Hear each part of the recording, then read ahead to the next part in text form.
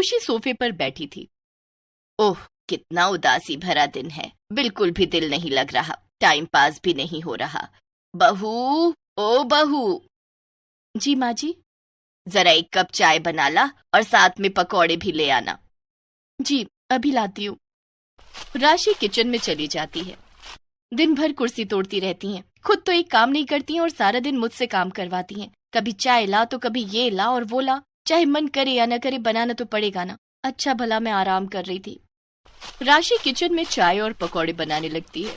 थोड़ी देर के बाद वो संतोषी के लिए चाय और पकौड़े लेकर बाहर आती है।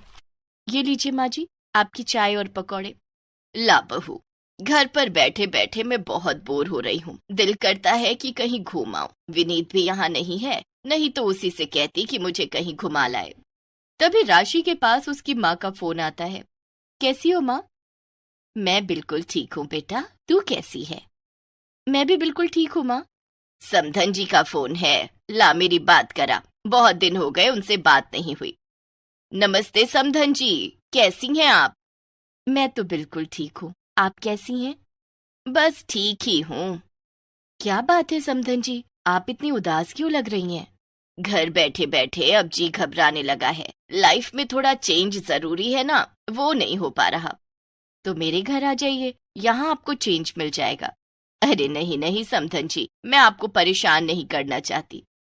इसमें परेशानी की क्या बात है? आप यहाँ आएंगी तो मुझे भी अच्छा लगेगा। ऐसी बात है तो मैं कल ही आपके पास आ जाती हूँ।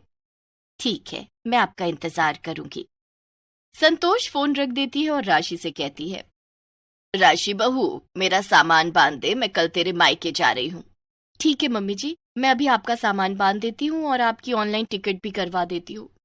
राशि उसी समय जाकर संतोषी का सामान पैक करती है और उसका टिकट बुक कर देती है। हाँ, अब थोड़े दिन मुझे राहत मिलेगी। माँ जी नहीं रहेंगी तो चैन से सोऊंगी। दूसरे दिन राशि संतोषी को ट्रेन में बिठा देती है। उधर सुषमा अपनी बहू रेशमी से कहती है, रेशमी बहू, राशि की सास आ रही है, तो उनके स्वागत की पूरी तैयारी कर ले। पूरे घर की सफाई कर ले और उनका कमरा अलग से सजा देना। ये सोफे का कवर बदल दे, घर ऐसे सजा देना जैसे दिवाली हो। और हाँ, रात के खाने की तैयारी कर लेना। मेरी बेटी की सास को शिकायत का मौका नहीं मिलना चाहिए। जी माँ जी, मैं सब कर दूंगी, आप चिंता मत कीजिए। रेशमी उसी वक्त घर की सफाई करने लगती है। सारी तैयारी करने के बाद, माँ जी, मैंने पूरे घर को सजा दिया है। ठीक है, अब जाकर खाना बना ले। खाने में पूरी, रायता, पनीर की सब्जी, छोले, पुलाव, चने की मीठी दाल, मखाने की खीर और मालपुआ बना ले। माँ जी, इतना सारा खाना? मेरी बेटी की सास शादी के बाद पहली बार हमारे घर आ रही हैं। उनके सामने हमारा इम्प्रेशन खराब नहीं होना चाहिए। आखिर उन्हें भी तो लगना चाहिए कि राशि एक अच्छे खानदान की बेटी है। ठीक है माँ जी। रेशमी किचन में जाकर खाना बनाने में लग जाती है। इतने सारे पकवान बनाने में उसे 4 घंटे लग जाते हैं। अरे रेशमी बहू, आज की डेट में खाना बनेगा या नहीं, या रात भर खाना ही बनाती रहेगी? नहीं माँ जी, खाना बनकर तैयार है। ठीक है, राशि की सास आती ही होंगी, उनके लिए चाय और पकौड़े बना ले। ठीक है माँ जी। तभी राशि की सास आ जाती हैं। आइए आइए बहन जी, आने में कोई तकलीफ तो नहीं हुई? नहीं नहीं, कोई तकलीफ नहीं हुई। तभी रेशमी वहां आती है और संतोषी के पैर छूकर आशीर्वाद लेती है। जीती रहो बहू। आंटी जी, चलिए मैं आपको आपका कमरा दिखा दूं, आप फ्रेश हो जाइए, फिर मैं आप दोनों के लिए चाय लाती हूँ। रेशमी संतोषी को उसके कमरे में ले जाती है, जहाँ कमरे की सजावट और फूलों की खुशबू देखकर संतोषी बहुत खुश होती है। रेशमी ने तो घर बहुत अच्छे से सजा रखा है। एक मेरी बहू है आलसी कहीं की, एक काम नहीं करती। संतोषी फ्रेश होकर कमरे से बाहर आती है तो रेशमी दोनों के लिए चाय और पकौड़े लाती है, जिसमें पनीर के पकौड़े, प्याज के पकौड़े, पालक के पकौड़े, आलू के पकौड़े और गोभी के पकौड़े थे।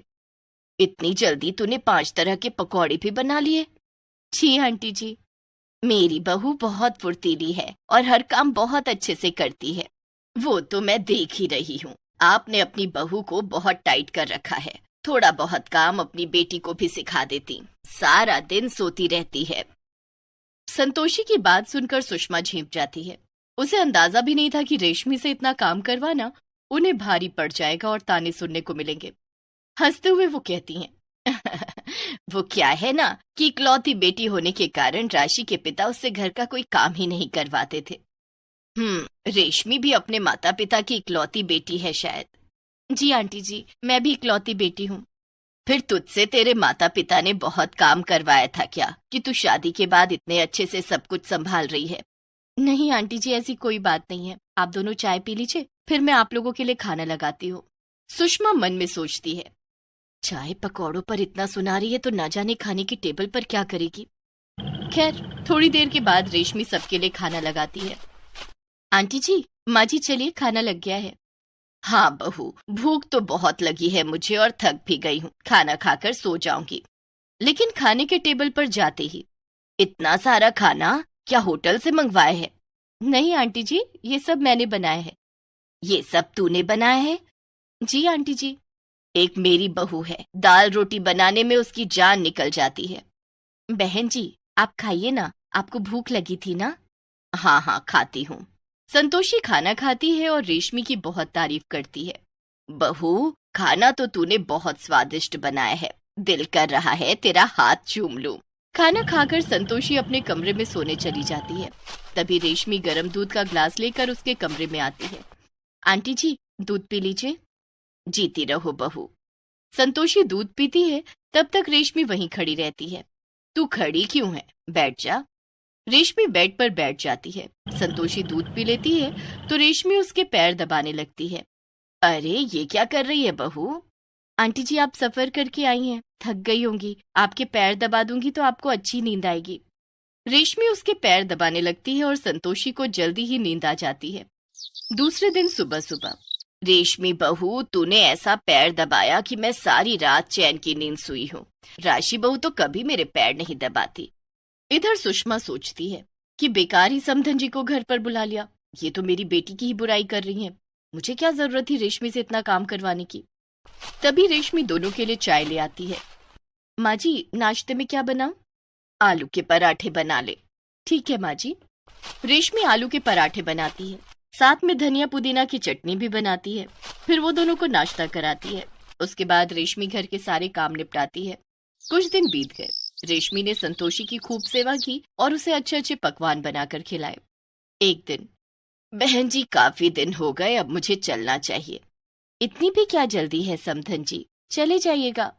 जल्दी है समधन जी, घर खाली नहीं छोड़ सकते ना। राशि बहू को भी तो मायके आना है। क्या मतलब? मैं समझी नहीं।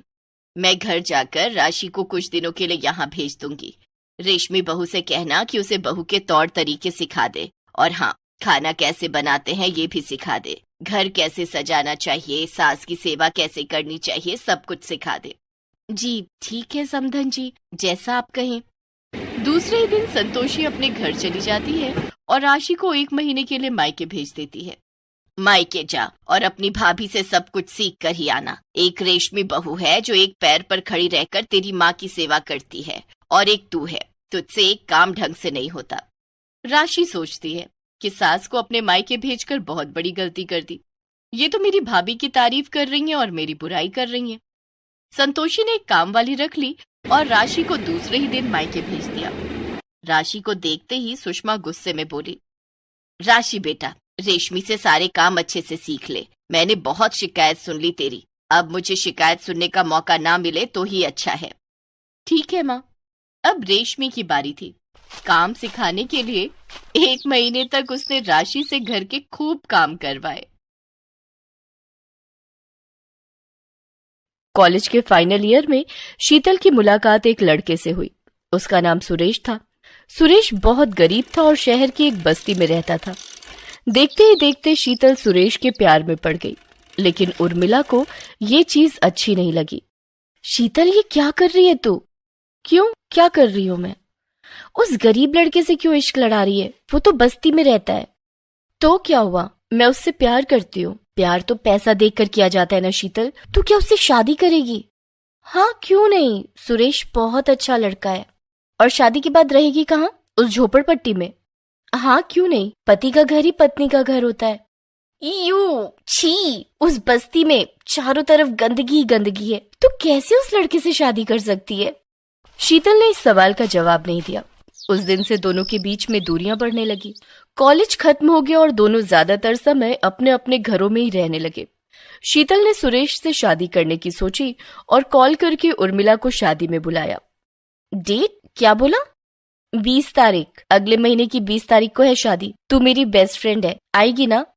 कोशिश तो करूंगी, लेकिन 20 तारीख को मुझे एक जरूरी काम है। देखती हूँ, मैं पूरी कोशिश करूंगी। ये बोलकर उर्मिला ने फोन रख दिया। शीतल को एहसास हुआ कि उसकी सहेली उसकी शादी में आना नहीं चाहती है। फिर भी उसे अपनी दोस्ती पर विश्वास था। उसे लगा था चाहे कुछ भी हो जाए, उर्मिला एक बार के लिए आएगी जरूर। मंडप में शीतल की शादी हो रही थी, लेकिन उसका सारा ध्यान मेन गेट पर था। वो अपनी सहेली के आने की उम्मीद में बैठी थी, लेकिन उर्मिला नहीं आई। शीतल समझ गई कि उर्मिला उससे दोस्ती रखना नहीं चाहती थी। अपनी सुहागरात में शीतल फूट फूट कर रोने लगी। शीतल को रोते हुए देखकर सुरेश ने कहा, अब रो मत शीतल, घर के लिए दुख हो रहा है ना? नहीं सुरेश, मुझे ये सोचकर दुख हो रहा है कि मेरी बेस्ट फ्रेंड मेरी शादी में नहीं आई। वो अमीर है शीतल, और मैं गरीब हूँ। अब मुझसे शादी करके तुम भी गरीब हो गई हो, वो भला क्यों आएगी? लेकिन शीतल पूरी रात रोई। कुछ महीनों बाद शीतल को सोशल मीडिया पोस्ट देखकर पता चला कि उर्मिला ने किसी अमीर आदमी से शादी कर ली थी। उर्मिला ने शीतल को अपनी शादी में नहीं बुलाया था। वो अपनी शादी में किसी गरीब परिवार को नहीं देखना चाहती थी। सुरेश के कुछ सपने थे, उसे बिजनेस करना था। 1 साल बाद शीतल को एक बेटी हुई। शीतल ने उसका नाम नेहा रखा। सुरेश ने शीतल से कहा, शीतल, अब हम माँ बाप बन गए हैं, अब मुझे बिजनेस शुरू करना ही होगा, नहीं तो हमारी बेटी का फ्यूचर खराब हो जाएगा। लेकिन बिजनेस करने के लिए पैसे कहाँ से आएंगे? अरे मैंने इतने सालों से हर महीने तनख्वाह से कुछ कुछ पैसे जोड़े हैं। मेरे पास 5 लाख रुपए हैं, उसी से मैं बिजनेस शुरू करना चाहता हूँ। सुरेश ने अपने परिवार को बस्ती से निकालने के लिए और अपनी बेटी को एक अच्छा फ्यूचर देने के लिए बिजनेस शुरू किया। उसने एक दुकान खरीदी और कुछ सामान खरीदकर दुकान पर बैठ गया और उसने नौकरी छोड़ दी। कुछ दिन अच्छी खासी कमाई हुई, लेकिन उसके बाद अचानक से एक दिन कुछ गुंडों ने आकर उससे चंदा मांगा। सुरेश के पास पैसा नहीं था। सुरेश चंदा नहीं दे पाया, इसलिए उन गुंडों ने सुरेश की दुकान में आग लगा दी। सुरेश का सपना उसकी आंखों के सामने चूर चूर हो गया। सुरेश अंदर से टूट गया। सब कुछ खत्म हो गया शीतल, सब कुछ खत्म हो गया।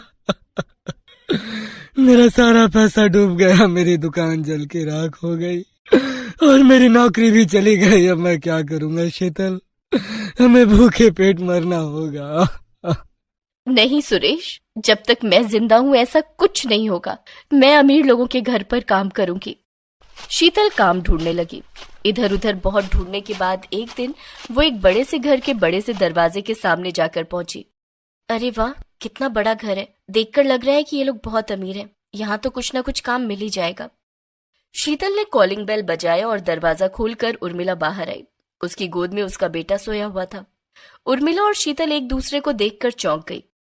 शीतल, तू यहाँ? ये तेरा घर है क्या उर्मिला? हाँ, मेरा घर है। बोल, क्या बात है?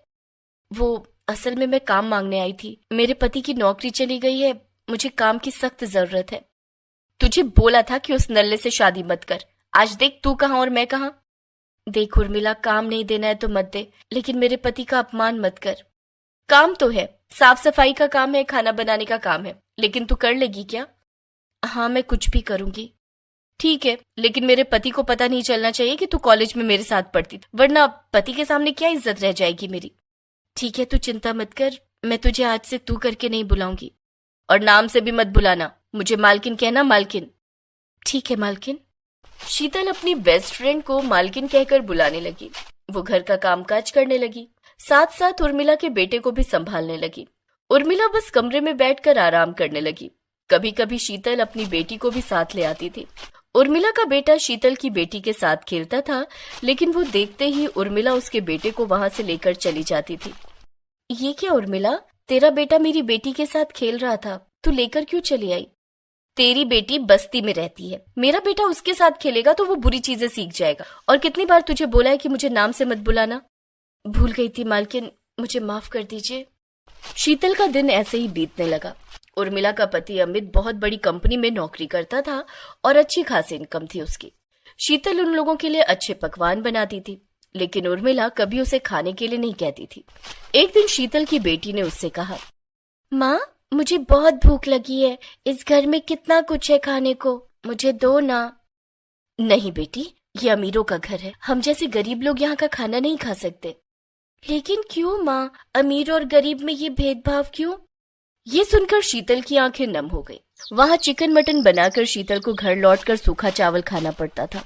सुरेश काम के लिए कोशिश कर रहा था, लेकिन उसे कुछ मिल ही नहीं रहा था। शीतल, मुझसे शादी करके तुम्हारी जिंदगी खराब हो गई है ना। मैं तुम्हें कुछ नहीं दे पाया, उल्टा तुमसे काम करवा रहा हूँ। नहीं नहीं, ऐसा मत कहिए जी। पति की सेवा करना पत्नी का धर्म है। मैं तो बस अपना फर्ज निभा रही हूँ। देखना एक दिन सब कुछ ठीक हो जाएगा। शीतल और सुरेश रोजमर्रा की जिंदगी में ठोकरें खाते रहे। इस बदलते हुए समय के साथ साथ लोगों के हालात भी बदलते हैं। समय बीतता गया, नेहा बड़ी होती गई। उधर उर्मिला का बेटा रोहन भी बड़ा होता गया। दोनों की मुलाकातें होती रहीं और दोनों में धीरे धीरे प्यार हो गया। इधर सुरेश ने इधर उधर काम करके फिर से दुकान को खड़ा किया। हर रोज सूखे चावल खाकर भी उसने गुंडों को पैसे दिए और उसका बिजनेस बड़ा होता गया। धीरे धीरे एक दुकान से उसने 10 दुकानें खड़ी कर ली और साथ साथ लोगों के बिजनेस में भी इन्वेस्ट करने लगा। धीरे धीरे सुरेश बहुत अमीर हो गया। शीतल ने उर्मिला के घर पर काम करना छोड़ दिया, लेकिन वो लोग बस्ती से बाहर नहीं गए। बस्ती में ही अच्छा घर बनाकर रहने लगे और सुरेश ने बस्ती वालों को अपनी दुकान पर काम दिया ताकि उनकी भी हालत सुधर सके। लेकिन उधर अमित की हालत बिगड़ती गई। वो जिस कंपनी में नौकरी करता था वो बंद हो गई और उसे कहीं भी नौकरी नहीं मिली। धीरे धीरे जमा किए हुए पैसे भी खत्म होने लगे। उर्मिला, कुछ करो। उर्मिला, कुछ करो। मुझे नौकरी नहीं मिल रही है। बोल रहे हैं मुझ जैसे इंजीनियरों की अब जरूरत नहीं है, अब हमारा काम एआई कर देगा। तो फिर हमारा क्या होगा उर्मिला? मुझे कुछ समझ में नहीं आ रहा है अमित। मैंने कभी ऐसे हालातों का सामना नहीं किया है। उर्मिला को पहले से ही आराम चाहिए था। कठिन समय पर कैसे मुश्किलों का सामना किया जाता है ये उसे नहीं पता था। कुछ ही दिनों में उनका मकान, गाड़ी सब कुछ चला गया और पहली बार उर्मिला और अमित ने बस्ती में कदम रखा। वो अपने बेटे को लेकर शीतल के घर पर आए। वाह शीतल भाभी वाह, आपने तो बुरे वक्त में सुरेश भाई का ऐसा साथ दिया कि आज वो करोड़पति बन गए। हाँ शीतल, मुझे माफ कर दे। पैसों के अहंकार में मैंने तेरे साथ बहुत बुरा बर्ताव किया। कोई बात नहीं उर्मिला, तू मेरी बेस्ट फ्रेंड थी और रहेगी। तो फिर क्यों ना इस दोस्ती को रिश्तेदारी में बदल दिया जाए? हमारी बेटी और आपका बेटा छुप छुप के मिलते हैं, क्यों नेहा? नेहा शर्मा गई। सुरेश ने कहा, इन दोनों की शादी करवा देते हैं। हाँ, और अमित जीजू जितना भी एआई क्यों ना आ जाए, रोटी कपड़ा और मकान इनकी जरूरत तो हमेशा रहेगी। इसीलिए नौकरी की कोशिश छोड़कर आप भी सुरेश के साथ दुकानों में बैठना शुरू कर दो। वो सब मान गए। नेहा और रोहन की शादी हो गई। अमीर सहेली और गरीब सहेली समधन बन गई और वो सब एक साथ खुशी खुशी